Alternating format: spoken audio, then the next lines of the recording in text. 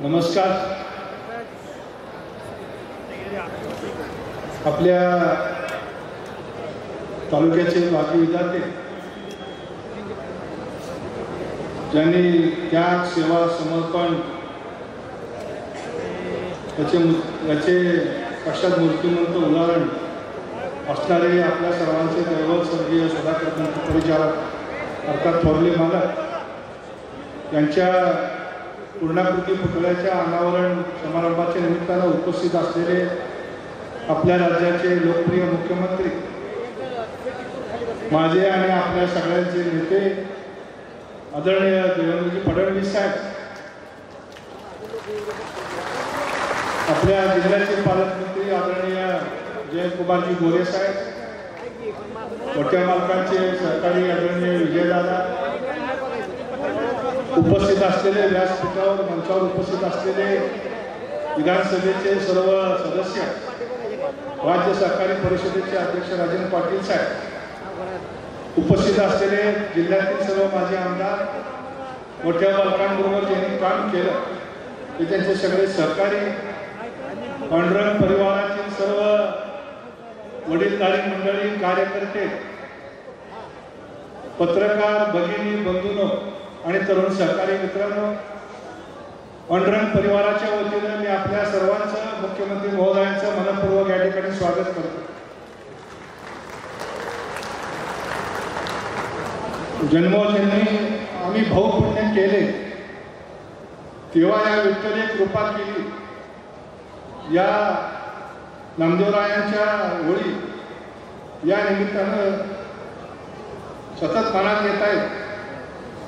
जन्मोजन्मीचे पुण्य म्हणून मोठ्या मालकांच्या कुटुंबामध्ये माझा जन्म झाला. आपण सगळे सहकारी त्यांच्याबरोबर काम करत होतो. याला पूर्वजन्मीचे सुकृत म्हणा अथवा म्हणू नका, परंतु असं नेतृत्व आपल्याला लाभलं हे आपलं सगळ्यांचं परम भाग्य. आपल्या सगळ्यांना माहिती आहे की 50-60 वर्ष मोठ्या मालकांनी या पंढरपूर तालुक्याची आणि सोलापूर जिल्ह्यात सर्वसामान्य माणसासाठी काम केलं. सोलापूर जिल्हा बँक असेल, विधानसभेचं लोकप्रतिनिधित्व असेल, पंचायत समितीचं सभापतीपद असेल, जिल्हा परिषद असतील, अर्बन बँक असेल, तर अनेक संस्थांच्या माध्यमातून सर्वसामान्य माणसासाठी आपलं सगळं आयुष्य वेचलं. मोठ्या मालकांच्या राजकारणाची सुरुवात 1965 सालापासून झाली. स्वर्गीय वसंतराव दादा पाटील आणि स्वर्गीय शंकररावजी मोहिते पाटील ह्या दोघांनी मोठ्या मालकांना त्यांच्या तरुणपणाच्या काळात साथ दिली, त्यांच्या पाठीमागे खंबीरपणे उभे राहिले. म्हणून 25 वर्षापेक्षा अधिक काळ परिचारक साहेब या तालुक्याचे नेतृत्व करू शकले. मोठ्या मालकांना 30-40 वर्षामध्ये स्वर्गीय गणपतरावजी देशमुख साहेब, स्वर्गीय ब्रह्मदेव दादा, स्वर्गीय मारवाडी वकील साहेब, स्वर्गीय शिवदार यांना या सगळ्या जुन्या सहकार्यांनी मोलाची साथ दिली. आणि या सगळ्यांच्या सहकार्याने आदरणीय विजयदादांच्या नेतृत्वामध्ये या जिल्ह्यामध्ये हरित क्रांती करण्याचं काम या जुन्या पिढीने केलं. त्यामुळे जेथे जातो तेथे तू माझा सांगती, चालविषयी हाती धरून मी या वक्तीप्रमाणे मालकांसारखा सांगायचे असल्यामुळं परिस्पर्शाचं काय नव्हतं. त्यांनी जिथे जिथे हात लावला त्या संस्थाचं त्यांनी सोनं केलं.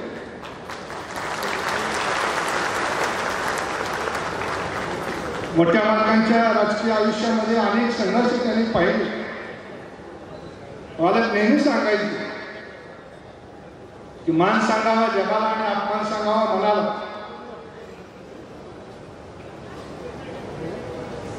त्यांनी कधी आपल्या अपमानाची खंत कधी बोलून दाखवली नाही. जे म्हणून करता येईल ते निस्वार्थीपणे प्रामाणिकपणे काम त्यांनी केलं.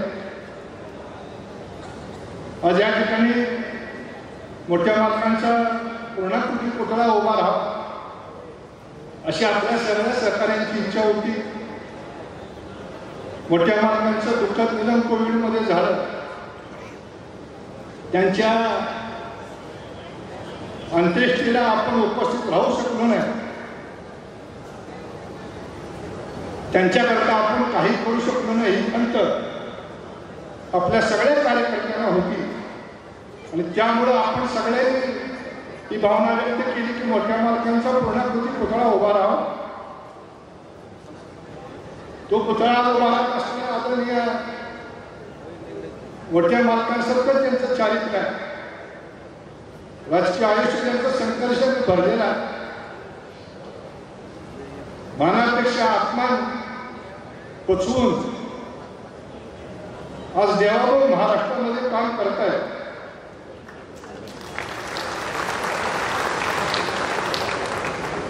मालकांच्या पुतळ्याच्या अनावरणासाठी याच्यापेक्षा दुसरी योग्य व्यक्ती असू शकत नाही. आणि ही सगळ्या आपल्या सर्वांची भावना होती. म्हणून देवाभाऊला आम्ही विनंती केली. जवळजवळ 2 महिने अतिशय व्यस्त कार्यक्रम असताना सुद्धा आज देवाभाऊने या ठिकाणी मला 12 तारखेला फोन केला आणि सांगितले की 15 तारखेला मी येतोय. 2च दिवसांमध्ये साहेब आम्ही कोणालाही निमंत्रण देऊ शकलो नाही आणि एवढ्या मोठ्या संख्येने आज आपण इथे उपस्थित राहिला. ते मोठ्या मालकांवरती असलेलं आपलं प्रेम यामुळे हे शक्य झालेलं आहे. 2012 नंतरच्या बदलत्या राजकीय परिस्थितीमध्ये आदरणीय परिचारक साहेबांनी आम्हा सगळ्या सहकार्यांना सांगितलं की आपण आदरणीय देवेंद्र फडणवीस साहेबांच्या नेतृत्वाखाली या जिल्ह्यामध्ये काम करावं, तालुक्यात काम करावं. आणि आज 12-13 वर्ष झाली. मोठे मालक असताना किंवा मोठ्या मालकानंतर सुद्धा गेल्या 5 वर्षात आदरणीय देवाभाऊंनी आपल्या सगळ्यांच्या पाठीमागे देवाभाऊ पहाडासारखे उभा राहिले. त्यामुळे आज आपल्याकडे सत्ता असेल नसेल पण देवेंद्र फडणवीस साहेबांचं एक मोठं व्यक्तिमत्व आपल्या पाठीमागे उभा असल्यामुळं सत्तेत नसताना सुद्धा आज कार्यकर्त्याला न्याय देण्याची ताकद आम्हाला या ठिकाणी देवाभाऊ आपल्यामुळे मिळालेली आहे. मोठ्या मालकांनी 78ची पहिली निवडणूक जनता पक्षात लढवली.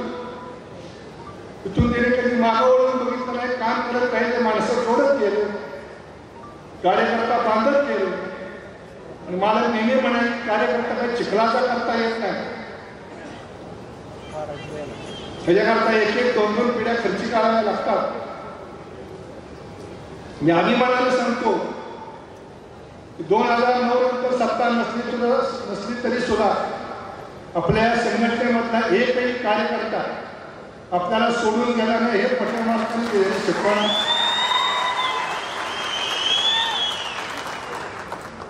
मोठे मालक आयुष्यभर ब्रह्मचारी राहिले. स्वतःचा प्रपंच त्यांनी केला नाही पण समाजाचा प्रपंच त्यांनी केला. राहिला एक भाकरी आणि भाजी. अंगावर काय धोतर आणि सदरा ह्याच्याशिवाय तरी कशाची अपेक्षा आयुष्यात केली नाही. ते नेहमी म्हणायचे माझी कुणाला सेवा करायला लागू नये. आणि जेव्हा ते आपल्यातून गेले तेव्हा त्यांनी कुणाचा एक हार सुद्धा स्वीकारला नाही. आपल्या सगळ्यांना त्यांच्या जाण्यानं खूप मोठं दुःख झालं, खूप मोठी आपली हानी झाली. पण तरी सुद्धा आपल्या सगळ्यांच्या पाठीमागे फडणवीस साहेब त्यांचे सगळे सहकारी ताकदीने उभे आहेत, त्याचा निश्चितपणे आम्हाला अभिमान. गीतेतल्या कर्मयोग मालकाने प्रत्यक्ष जगले. कर्मण्येवादी काल असते महाफलेषु कदाचन या उक्तीप्रमाणे मालक कर्म करत राहिले, त्यांनी कधी कुठल्या फळाची अपेक्षा केली नाही. तुकोबारायांच्या शब्दात सांगायचं तर चंदनाचे हात पाय ही चंदना, परिसा नाही ही न कोणी अंध, दीपा नाही कोणी पाठी अंधकार, सर्वांचे साकाराला अवघी गोड. तुका म्हणे पैसा सज्जनापासून पाहता अवघड मिळायची नाही. ते चंदनाचे सगळे भाग कसे चंदनासारखे असतात. परिसाला कोणतीही बाजू हीन नसते. दिव्याचा प्रकाश सगळीकडे सारखा असतो. साखर सगळ्या बाजूने गोड असते. म्हणून तुकोबा म्हणतात की सज्जन असेच असतात, त्यांच्यामध्ये कुठलाही दोष सापडत नाही. आणि असे आयुष्य मोठे मालक जगले. त्यामुळे मोठ्या मालकांच्या पवित्र स्मृतीला अभिवादन करत असताना आपण देवाभाऊ या ठिकाणी आलात. अतिशय व्यस्त राहिले मोठ्या, परंतु आमच्या आग्रहाला मान देऊन या ठिकाणी आपण आलात त्याबद्दल मी आपलं ऋण व्यक्त करतो. या कारखान्याच्या माध्यमातून मोठ्या मालकांनी समाजाचा प्रपंच केला. मोठे मालक 25 वर्षे आमदार होते, भीमा कारखान्याचे 20 वर्षे चेअरमन होते, पांडुरंग कारखान्याचे ओबारणी होती. पण साहेब जेव्हा मोठ्या मालकांचं निधन झालं तेव्हा फक्त मोठ्या मालकांच्या खात्यावरती 5 लाख रुपये शिल्लक होते. त्यांनी कधी आयुष्यामध्ये 1 रुपया कोणाकडून घेण्याचं त्यांचं मन झालं नाही. आणि त्यामुळं त्यांच्या बाबतीत म्हणायचं झालं तर देणाऱ्याने घेत जावे, घेणाऱ्याने घेत जावे, घेता घेता घेणाऱ्याने घेणाऱ्याचे हात घ्यावे. मालकांनी तन मन धन अर्पण समाजाकरता केलं. तेव्हा मालकांकडून आम्ही काय मागू, एकच प्रार्थना आयुष्यभर ते आम्हाला देत गेले. आज त्या आपल्यात नाही आहे, पण देणाऱ्याचा हात होणार. पण पुढचं आयुष्य वाटचाल पुढची करूया. हीच त्या निमित्ताने मालकांना विनम्र श्रद्धांजली अर्पण करतो. या ठिकाणी आज कारखान्याच्या 10,000 मेट्रिक टन क्षमतेचं सुद्धा गाळप क्षमतेचं विस्तारीकरणाचं काम पूर्ण झालेलं आहे. त्याचेही उद्घाटन जवाबांच्या हस्ते या ठिकाणी रिमोट कंट्रोल दाबून आपण करतो. पोटॅश कारखान्याची निर्मिती यासाठी साहेब आम्ही केलेली आहे. त्याचंही लोकार्पण आपल्या हस्ते या निमित्तानं आम्ही करतोय. 92-93 सालामध्ये खाजगी कारखाना सहकारी केला. आज लोक सहकारी खाजगी करतायत किंवा खाजगी कारखाने निघतायत. पण मालकाने खाजगी कारखाना असताना सुद्धा सहकारीकरण केलं. आणि आज जवळजवळ 20,000 सभासद या कारखान्याच्या माध्यमातून आपलं आयुष्य उभा करतायत. गेली 20-25 वर्ष सातत्यानं नफ्यात असणारा साखर कारखाना आज 10,000 मेट्रिक टनावरती. त्याची सुरुवात 800 टनापासून झाली होती. आज 10,000 मेट्रिक टनाचा टप्पा आम्हाला उभा करताना आनंद होतोय. आणि त्याची सुरुवात आपल्या हस्ते होते, याचाही आम्हाला आनंद आहे. साहेब जास्त काही बोलण्याची मनस्थिती माझी नाही आहे,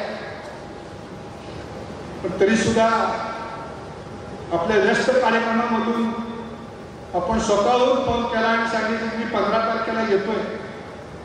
2 दिवस आमच्या हातामध्ये होते. आपण इथं आलात, आपलंही स्वागत करतो. त्याचबरोबर पंढरपूर तालुक्यातून आणि आजूबाजूच्या तालुक्यातून आलेल्या सर्व मोठ्या मालकांच्या आणि आमच्या कुटुंबातल्या सगळ्याच सहकाऱ्यांचं मी मनपूर्वक स्वागत करतो. आपल्या पालकमंत्री जयकुमार गोरे साहेब, ज्येष्ठ नेते आदरणीय विजयदादा, यांनी 30 वर्ष मोठ्या मालकांबरोबर काम केलं. मोठ्या मालकांचे सगळे जुने सहकारी आदरणीय सोपल साहेब असतील, राजन पाटील साहेब असतील किंवा मोठ्या मालकांबरोबर काम केलेली सगळे आमची तरुण पिढी असेल.